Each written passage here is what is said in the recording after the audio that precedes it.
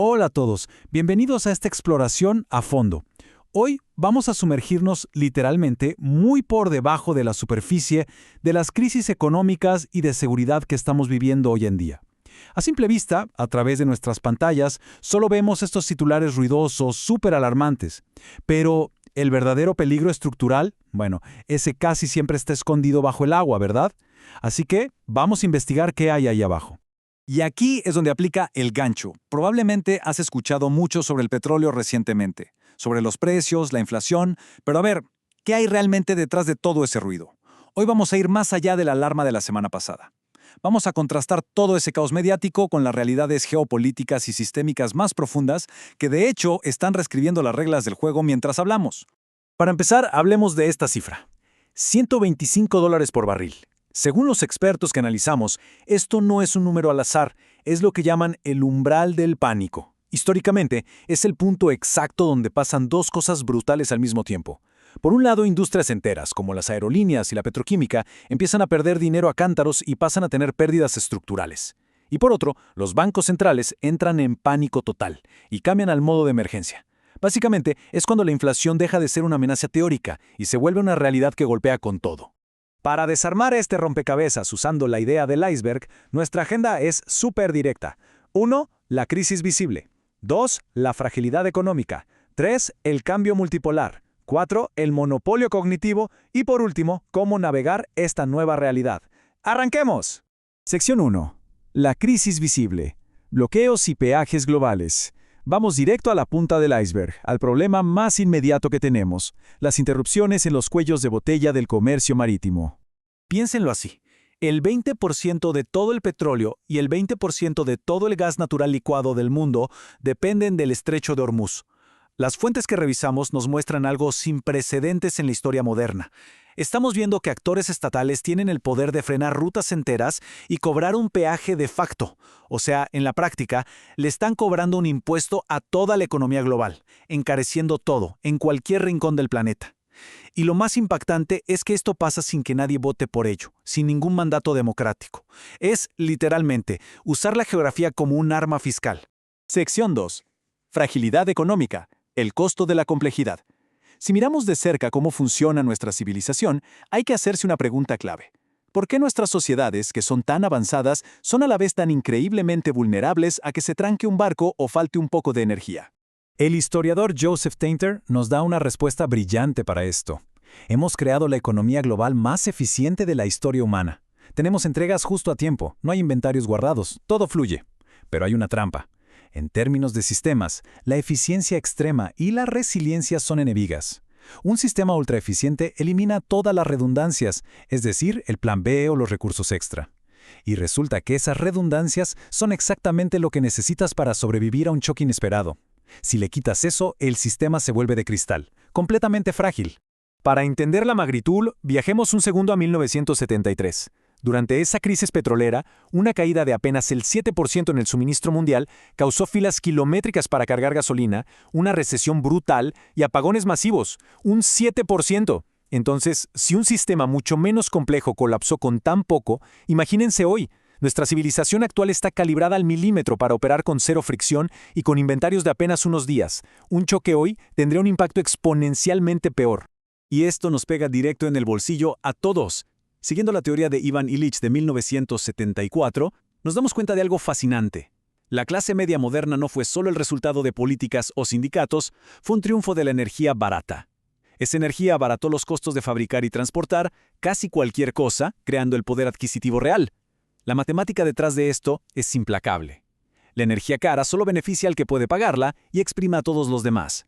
Es básicamente una desindustrialización silenciosa que amenaza a la misma clase media.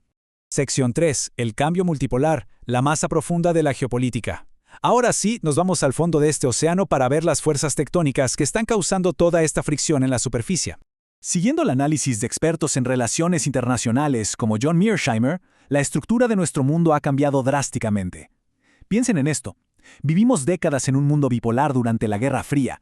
Luego pasamos a un momento unipolar enorme donde Estados Unidos y el orden occidental no tenían competencia.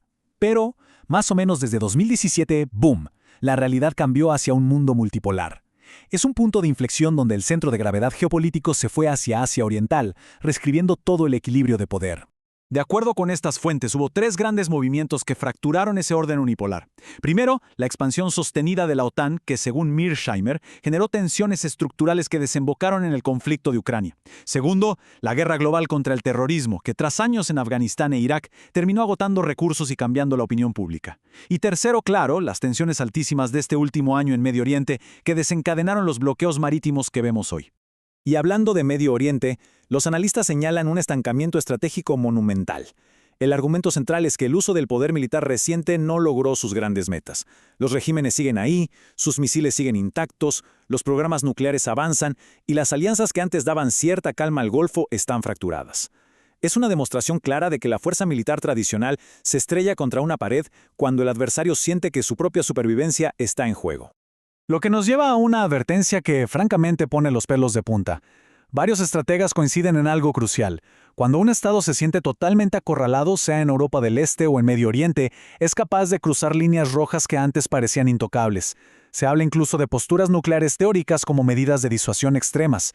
El mensaje que nos dejan estas fuentes es neutro pero urgente. Por favor, nunca, jamás subestimen los riesgos que una nación está dispuesta a tomar cuando siente una desesperación estratégica absoluta.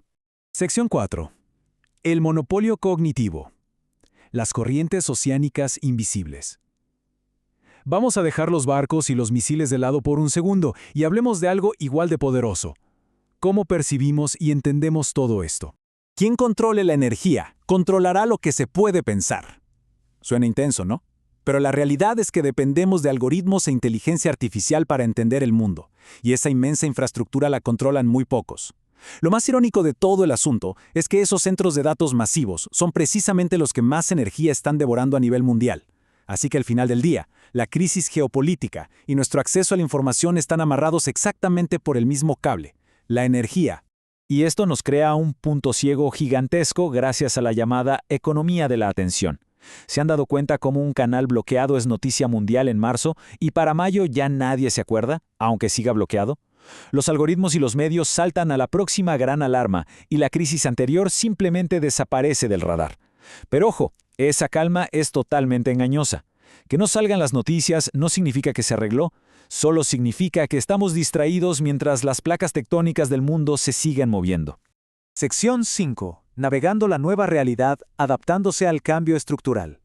Después de ver todas estas piezas del rompecabezas, la gran pregunta es, bueno, ¿y ahora qué hacemos? El análisis nos deja lecciones súper prácticas. A los gobiernos les toca construir reservas estratégicas reales, aunque políticamente no sea popular porque gastas hoy para un beneficio que no se ve mañana. A las empresas, el mensaje es claro, dejen de pensar que la energía cara es una mala racha. Tienen que asumirla como la nueva normalidad y adaptar sus cadenas de suministro ya mismo. Y a nivel individual, hay que entender que cada cosa que compramos tiene un costo energético oculto. Anticiparse a eso da una ventaja gigantesca sobre quienes solo se quedan esperando el próximo titular alarmista. Para cerrar esta exploración, les dejo una pregunta para que la piensen bien. ¿Tienen realmente nuestras instituciones un plan B si estas rutas globales críticas se bloquean para siempre? Todo apunta a que por estar tan obsesionados con la eficiencia extrema, se nos olvidó cómo aguantar los golpes. La era de la energía barata definitivamente parece quedarse atrás. Así que sigamos cuestionando lo que vemos en la superficie y busquemos siempre la masa profunda del iceberg. Muchísimas gracias por acompañarnos y nos vemos en la próxima exploración.